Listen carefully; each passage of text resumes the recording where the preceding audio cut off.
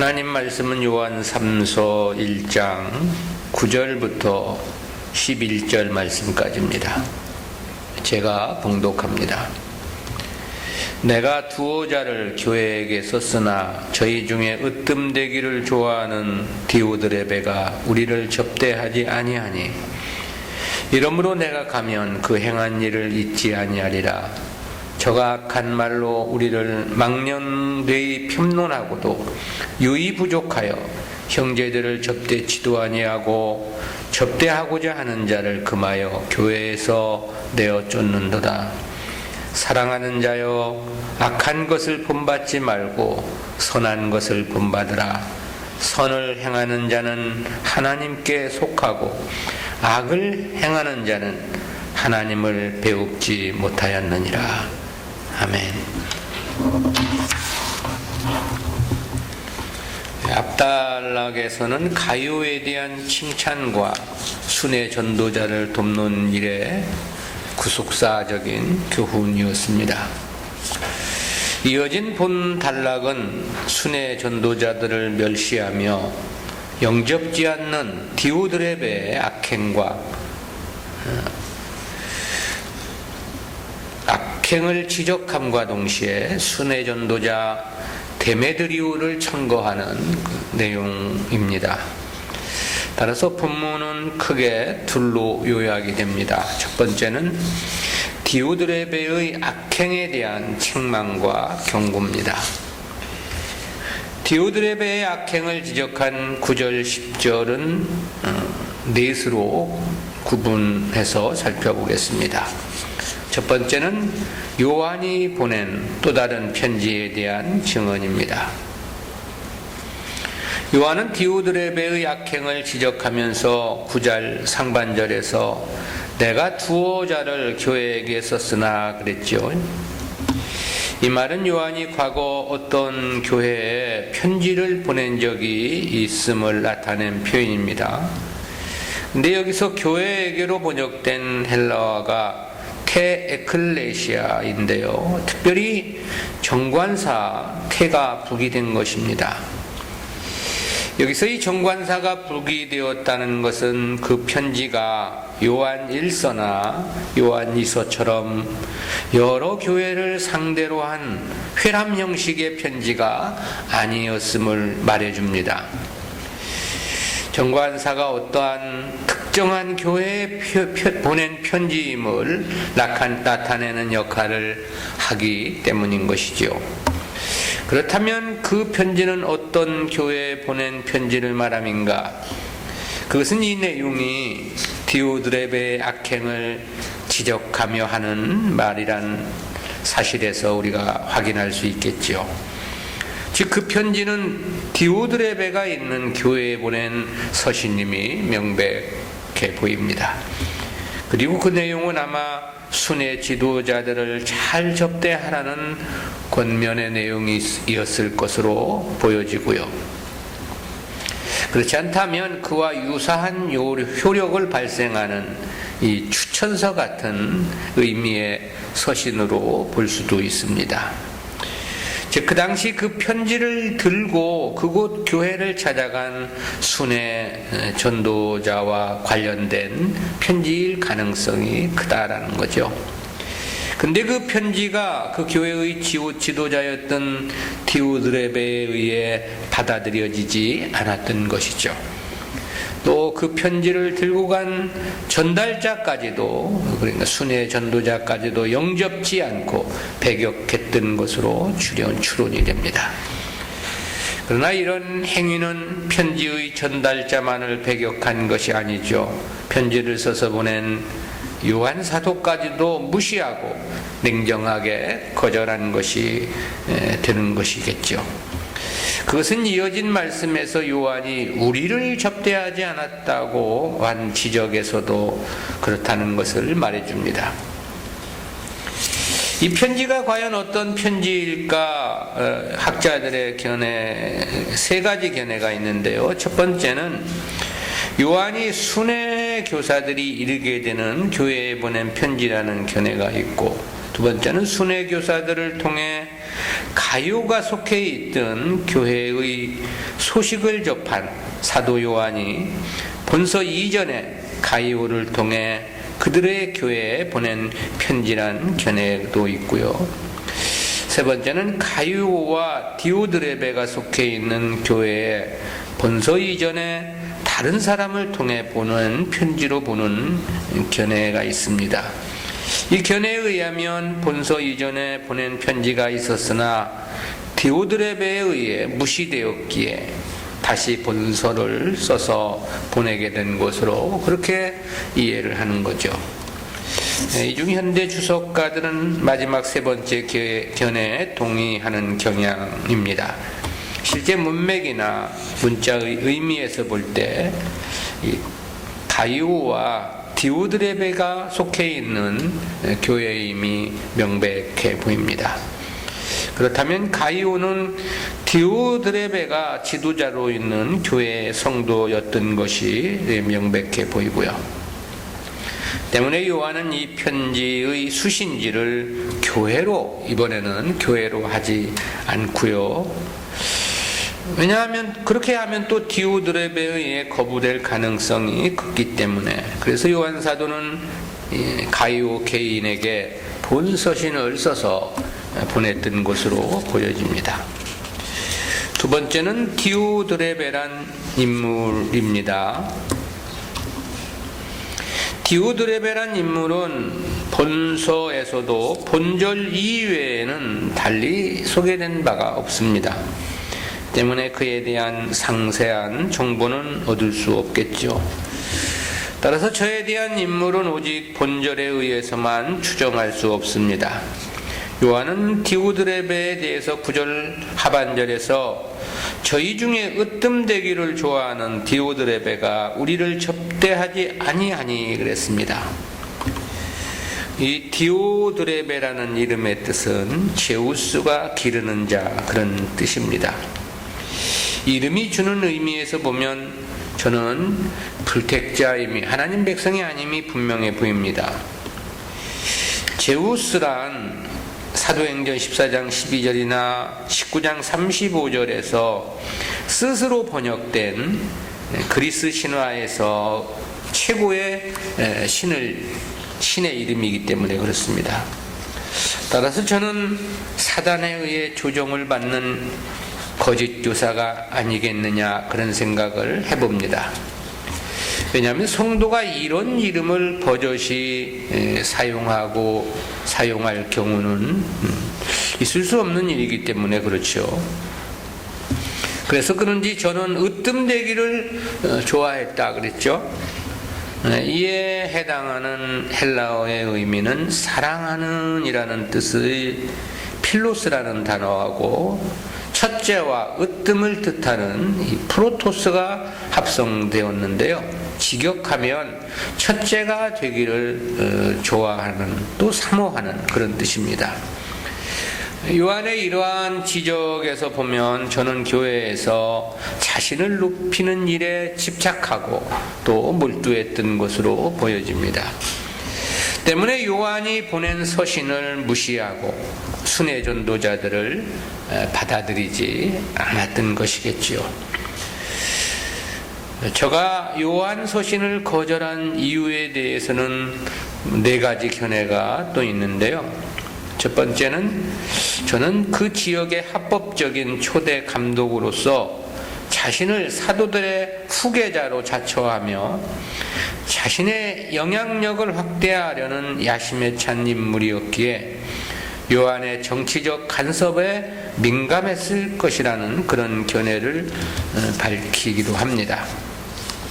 두 번째는 디오드레베가 교회 내에서 카리스마적 지도자로 부각되면서 교회적 권위를 이어받은 요한 사도에게 반발하고 요한을 따르는 세력들을 배제하기 위해서 일부러 형제들을 지원하는 일을 거부했다고 보는 견해가 있습니다.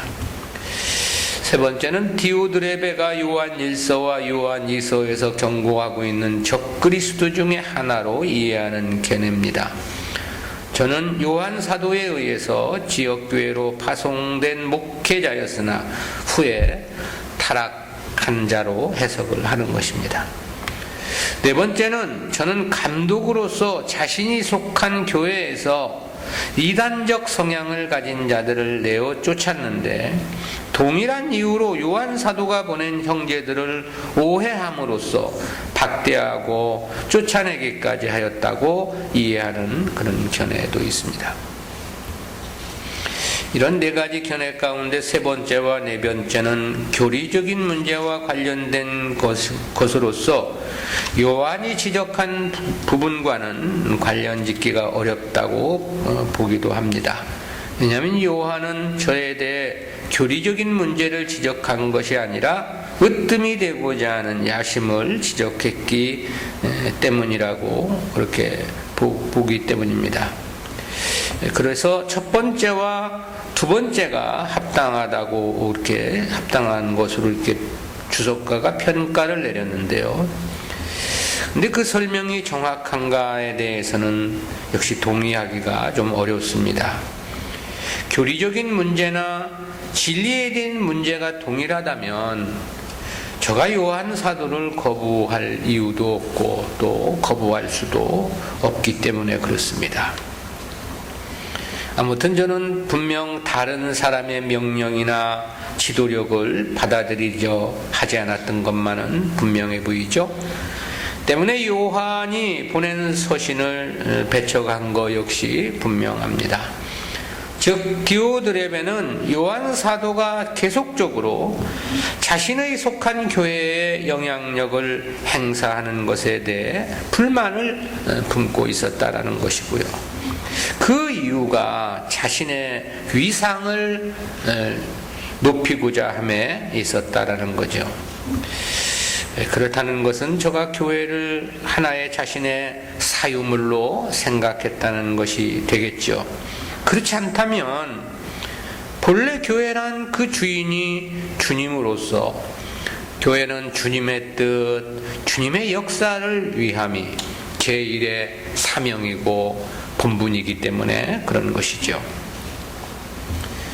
근데 사실 이런 경우는 오늘날의 교회에서는 크게 문제될 것도 아니다 그런 생각을 해봤습니다. 왜냐하면 오늘날은 이런 일들이 너무나 노골적이기 때문에 그렇습니다.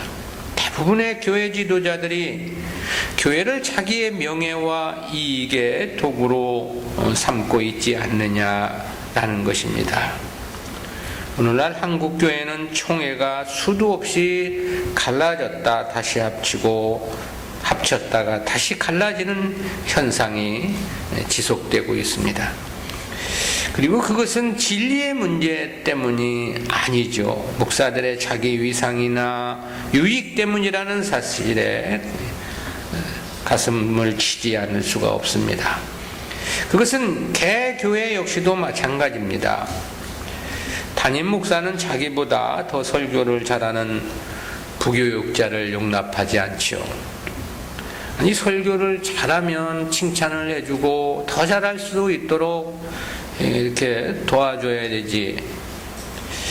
전에 우리 집사람이 나한테 전해준 얘기인데 어느 교회 목사가 잠깐 자리를 비워서 전도사한테 설교를 시켰는데 설교를 들은 그 교회 권사가 그 본교회 목사님한테 부교육사가 전도사님이 설교를 너무 잘했다고 그러니까 그냥 그날부로 전도사를 교회에서 내보냈다. 참 이게 과연 교회일 수 있는가 그런 물론 그 내용을 설교를 얼마나 잘했는지 그 내용은 우리가 들어보지 못해서 알 수 없겠지만 어쨌든 그 잘했다는 소리 때문에 부교육자를 내보냈다는 것은 그것은 그야말로 교회일 수 없는 거죠. 또 신학생 때나 전도사 시절에는 대부분 이 겸손함도 있고 그런데 목사만 되면 진리와 상관없이 다른 사람의 권면이나 이 가르침을 받으려 하지 않는 경우가 다반사죠. 근데 우리는 무엇보다 우리 스스로를 진리의 절대 권위 아래 두어야 합니다. 그것은 하나님께서 세우신 질서이기 때문에 그렇죠. 그래서 이 문제에 대해서 바울도 그런 말을 한 바 있습니다. 고린도전서 14장 32절이죠. 예언하는 자들의 영이 예언하는 자들에게 제재를 받나니, 설교자는 설교자에 의해 제재를 받을 수 있음을 지적을 한 거죠. 그렇다는 측면에서 보면 그 당시 사도 요한은 하나님이 교회 안에 세우신 절대 권위이고 질서라고 말할 수 있습니다. 특히 모든 사도들이 다 순교하고 남아있는 사도가 요한뿐이었기 때문이기도 합니다. 따라서 요한의 지도를 거부하는 것은 실상 요한 개인을 거부하는 것이 아니죠. 하나님을 거부하는 심히 불의하고 악한 행위였던 것입니다. 사실이 그렇다고 할 때 저가 하나님 앞에 어떤 심판을 받았을 것인가는 깊이 헤아릴 필요도 없습니다. 아마 가장 혹독한 하나님의 책벌을 받았을 것입니다. 그것은 그 자체가 성령을 회방하는 죄이고 하나님의 구속사를 무시한 행위이며 주님의 몸된 교회의 질서를 파괴한 행위이기 때문에 그렇죠. 세 번째는 디오드레베에 대한 요한의 경고입니다. 디오드레베가 어떤 인물인가를 지적한 요한은 10절 상반절에서 이러므로 내가 가면 그 행한 일을 잊지 아니하리라 그랬습니다. 그에 대한 강한 경고의 메시지를 발한 것인데요. 여기서 그 행한이란 해당하는 이 헬라어의 문법을 보면 현재 능동태로 되어 있는데요. 문법이 현재 시제라는 것은 이 디오드레베가 계속 그런 악행을 범하고 있음을 보여주고 있습니다. 그리고 잊지 아니하리라에 해당하는 헬라어는 문자적으로 내가 기억나게 할 것이다 라는 뜻인데요. 원문을 따라 직역해 보면 만일 내가 가면 그가 행하고 있는 일들을 그에게 기억나게 할 것이다, 그런 뜻이 됩니다. 이에 대해 공동번역 성경은 내가 가면 그가 저지르는 나쁜 일들을 낱낱이 지적하겠습니다 라고 보다 적극적으로 번역을 했습니다. 즉 요한이 그의 교회를 방문할 때 그의 잘못에 대해 모든 성도들 앞에서 엄히 꾸짖을 것이라는 그런 발언이죠. 교회는 잘못에 대해 용서만이 전부는 아닌 것입니다. 뉘우치지 않는 잘못, 특히 진리의 권위를 무너뜨리는 행위나 교회의 질서를 문란케 하는 경우들은 강력한 지적과 책망이 요구되는 것입니다. 그리고 그런 경우는 가급적 빨리 정리되는 것이 유익합니다. 그렇지 않으면 순수한 교회의 질서가 파괴될 수 있기 때문에 그런 것이죠. 네 번째는 디오드레베의 악행입니다. 요한은 자신이 그의 교회를 방문하게 될 때 디오드레베의 악행을 지적할 것을 경고했습니다. 그렇다면 그의 악행은 구체적으로 어떤 것들이 있는가? 10절 하반절에서 보면 세 가지를 지적했습니다. 첫 번째는 저가 악한 말로 우리를 망령되이 편론하고도 그랬습니다. 여기서 저가 망령되이 편론하였다는 이 말씀에 해당하는 헬라어는 본래 물이 거품을 일으키며 끓어오름을 나타내는 단어 플위오라는 단어에서 유래한 건데요. 끓어오르는 거품처럼 속이 텅 비고 거품이란 이내 사라지잖아요. 이내 사라져 버릴 것이다, 그런 뜻인데요.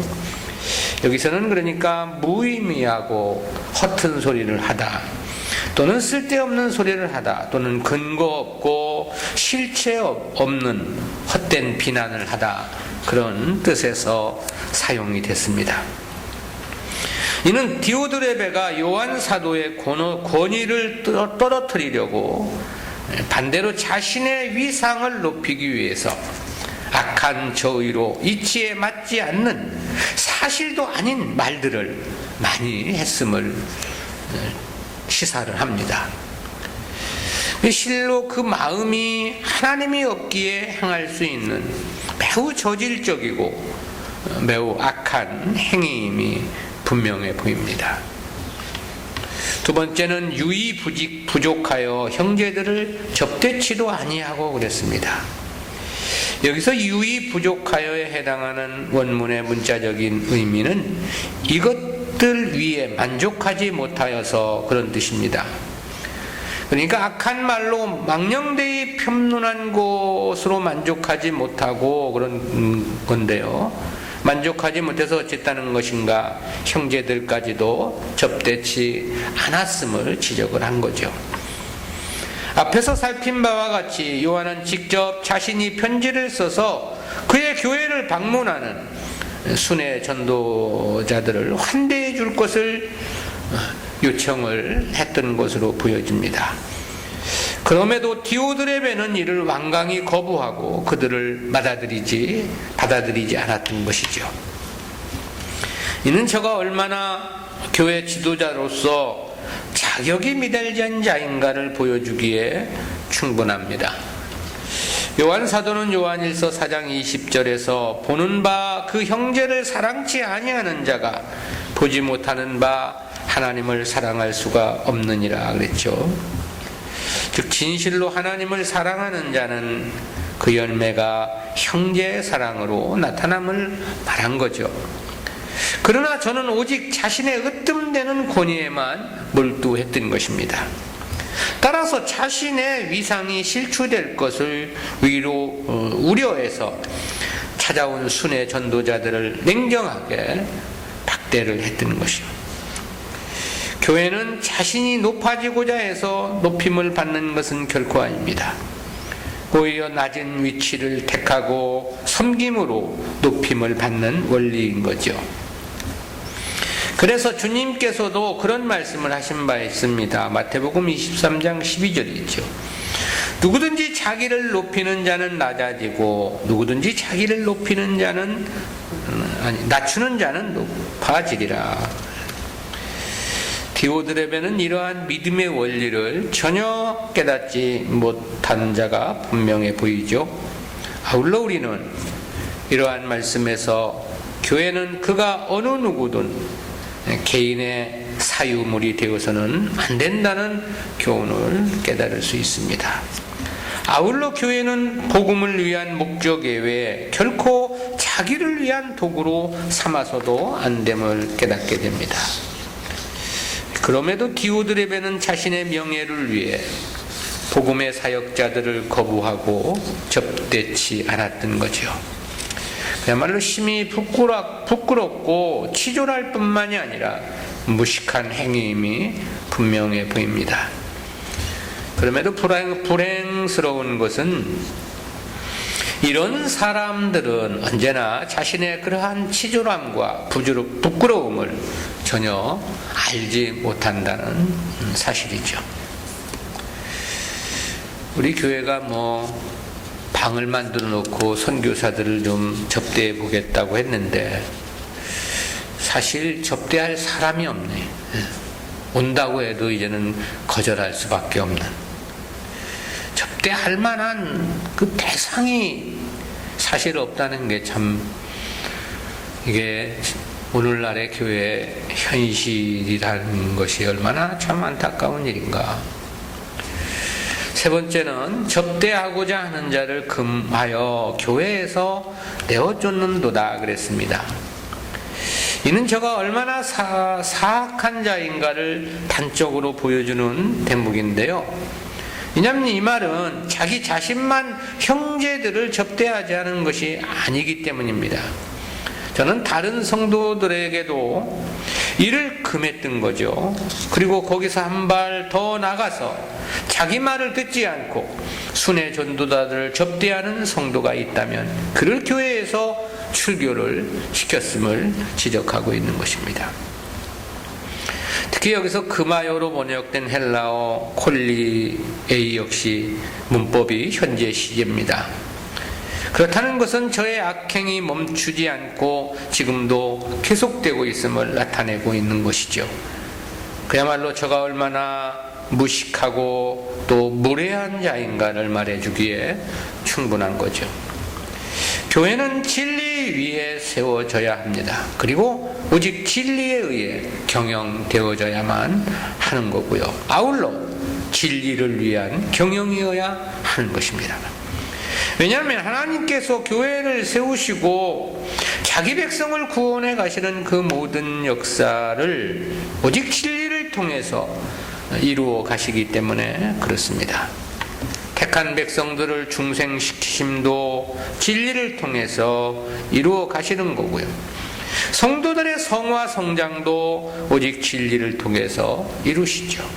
아울러 저들에게 약속된 영원한 영광의 상급도 진리와의 관계에서만 맺을 수 있고 또 가능한 열매인 것이죠.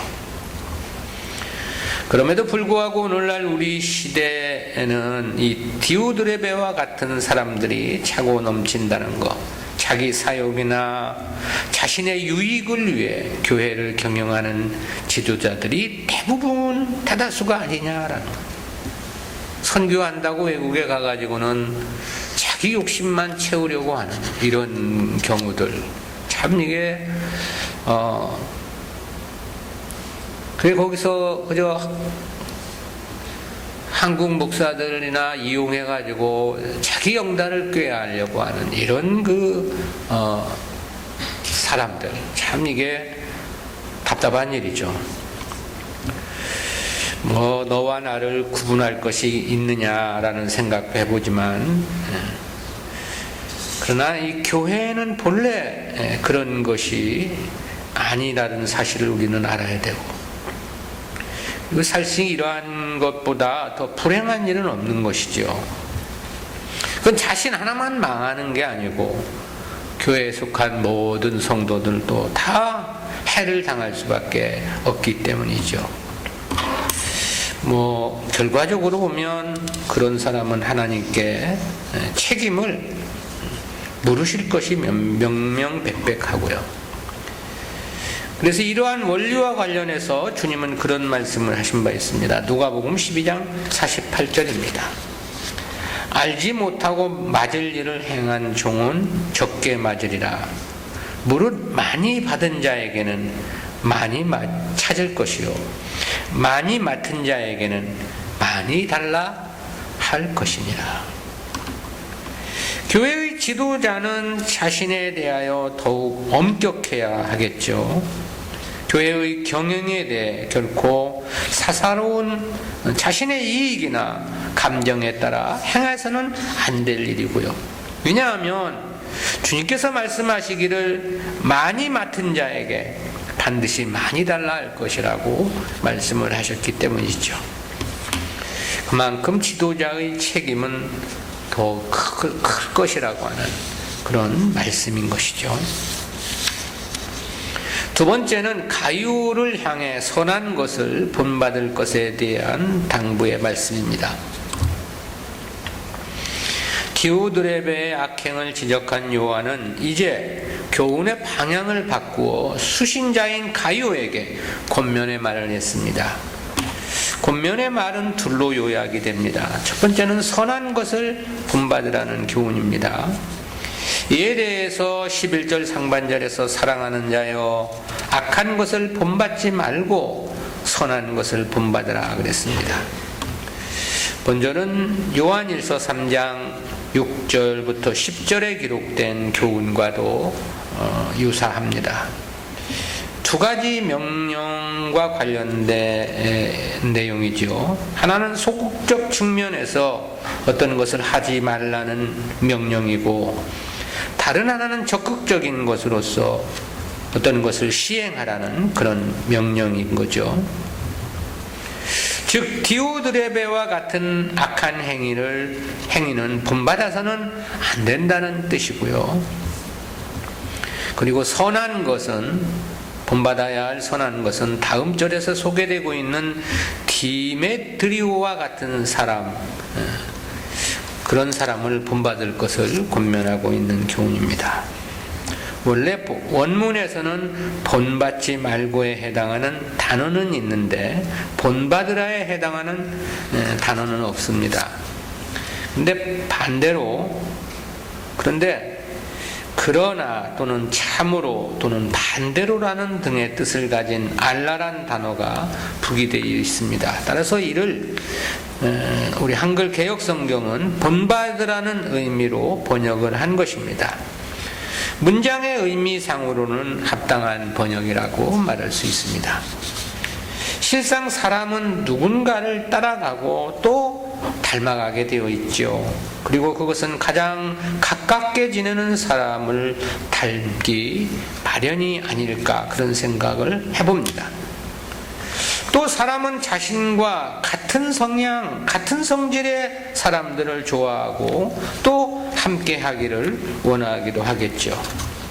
그래서 술을 좋아하는 사람은 언제나 술 좋아하는 친구를 곁에 많이 두게 마련이고, 놀기 좋아하는 사람은 역시 놀기 좋아하는 사람들과 어울리는 것도 그럴 수밖에 없는 이치고, 이처럼 자기가 좋아하는 것에 따라 사람들과 어울려 사는 것은 인격적 존재인 인간들만이 갖는 특별한 사회성이라고 말할 수 있습니다. 따라서 그를 알고자 한다면 그의 친구들을 보라, 그런 말이 있기도 하죠. 구약 성경을 읽다 보면 그런 말씀들을 많이 접하게 되는데요. 열왕기상 16장 25절 26절에 보면 그렇게 되어 있습니다. 오므리가 여호와 보시기에 악을 행하되 그 전에 모든 사람보다 더욱 악하게 행하여 느밧의 아들 여로보암의 모든 길로 행하며 그가 이스라엘로 죄를 범하게 한 그 죄 중에 행하여 그 헛된 것으로 이스라엘 하나님 여호와의 노를 격발케 하였더라. 열왕기상 16장 30절 31절에는 그런 말씀도 있습니다. 오므리의 아들 아합이 그 전에 모든 사람보다 여호와 보시기에 악을 행하여 느밧의 아들 여로보암의 죄를 따라 행하는 것을 오히려 가볍게 여기며 시돈 사람의 왕 엣바알의 딸 이세벨로 아내를 삼고 가서 바알을 섬겨 숭배하고 여로보암의 죄를 따라갔다. 악한 자를 본받아 살았다. 그런 말씀들이죠. 그래서 결국은 그 자신은 물론이고 이스라엘이 멸망에 이르게 되었다는 그러한 역사적 교훈입니다. 하나님 백성들은 내가 좋아하는 것, 내 취미와 욕구를 쫓아 살아가는 삶이 아닙니다. 무엇보다 하나님의 뜻을 쫓아 살아가야 하는 사람들이죠. 따라서 성도는 자기 자신의 뜻이나 자기의 좋아함과 상관없이 하나님의 뜻에 합당한 선한 역사에 자신을 동참케 해야 합니다. 또 하나님 앞에 옳다 인정함을 받은 믿음의 선진들을 모델로 그들을 닮아가고자 노력을 해야 할 것이고요. 무엇보다 진리 편에 서야 하고 진리를 따르는 사람들과 운명을 같이 할 수 있어야 합니다. 믿음의 성공이란 누구와 함께 하느냐가 사실 결정적인 문제이기 때문에 그렇습니다. 두 번째는 선한 것을 본받아야 하는 이유에 대한 설명인데요. 선한 것을 본받아야 할 것을 권면한 요한은 이어 왜 선한 것을 본받아야 하는지 그 이유를 설명했습니다. 이와 관련해서 11절 하반절에서 선을 행하는 자는 하나님께 속하고 악을 행하는 자는 하나님을 배웁지 못하느니라 그랬습니다. 여기서 하나님께 속하고에 해당하는 원어의 의미는 그는 하나님께로부터라는 그런 뜻인데요. 즉 선을 행하는 그 자체가 하나님 백성임을 증명해주는 분명한 증거라는 그런 뜻입니다. 반대로 악을 행하는 자는 하나님을 배웁지 못하느니라 그랬습니다. 이 말의 원어적 의미는 저는 한 번도 하나님을 본 적이 없는 사람이다, 그런 뜻인데요. 그러나 이것이 눈으로 보지 못했다는 뜻에서 한 말은 아닙니다. 왜냐하면 하나님은 실제 눈으로 볼 수 있는 그런 하나님이 아니기 때문이죠. 여기서 이 배웁지로 번역된 헬라어 이 헤오라켄이라는 단어는 눈으로 본다는 뜻도 있지만 인지하다 또는 알다 또는 마음으로 보다라는 뜻도 있습니다. 따라서 이는 전혀 하나님을 알지 못하는 자란 뜻에서 사용된 것입니다. 그러니까 저는 하나님 백성이 아니라는 뜻이죠. 하나님 백성이라면 하나님을 모를 리 없기 때문이죠. 따라서 양자를 보다 쉽게 설명하면 하나님 백성의 속성이나 삶의 원리는 선의 편에 서서 선을 따르게 되어 있다는 거죠. 그러나 하나님 백성이 아닌 자들은 그와 정반대라는 그런 뜻입니다. 그렇다면 여기서 말하는 선은 무엇을 가리킨 표현인가? 이는 뒤이어 소개되는 데메드리오의 행위를 목표한 발언입니다. 그렇지만 보다 근본적으로는 진리를 쫓아 사는 삶을 가리킨 표현이죠. 요한은 앞에 3절에서 그렇게 말했습니다. 형제들이 와서 내게 있는 진리를 증거하되 내가 진리 안에서 행한다 하니 내가 심히 기뻐하노라. 4절에서도 그렇게 말을 했습니다. 내가 내 자녀들이 진리 안에서 행한다 함을 듣는 것보다 더 즐거움이 없도다. 요한의 이러한 언급은 가룟유가 순회 전도자들을 영접하여 후히 대접한 상황을 염두에 둔 표현이죠. 즉 진리를 중심으로 이루어지는 역사에 동참하고 함께함을 가리킨 것입니다. 바로 이것이 선이고 그것이 곧 하나님 백성됨의 진정한 증거임을 말하고 있는 거죠. 우리가 진리를 중심으로 이루어지는 선한 역사에 함께해야 하는 것은 그것이 곧 하나님 백성이란 증거이기 때문에 그렇습니다. 그리고 그것이 곧 하나님 백성들의 마땅한 삶의 원리이고 또 반드시 그리해야만 하는 사명이기 때문에 그렇습니다. 오늘날 대부분의 성도들은 교회도 그저 자기 입맛에 맞는 교회를 선호하고 선택을 하죠. 또 믿음의 수고 역시 자기 유익을 쫓아 행하는 것이 일반화되어 있기도 하고요. 그러나 요한의 진술에서 보면 진실로 하나님께로부터 택함을 받은 성도들은 그리하지 않는다는 것입니다. 오히려 자기를 희생하여 주님의 선한 역사에 동참을 원하게 되어 있음을 말하고 있는 거죠. 자신의 유익이 아니라 오직 주님의 선하신 역사를 위해 기꺼이 자기를 들여 헌신하기를 기뻐한다라는 것이죠. 그리고 그것이 곧 하나님 백성됨의 진정한 증거임을 말하고 있는 것입니다. 우리에게는 과연 이러한 삶의 열매가 있는가? 우리 스스로들을 돌아봐야 되겠죠.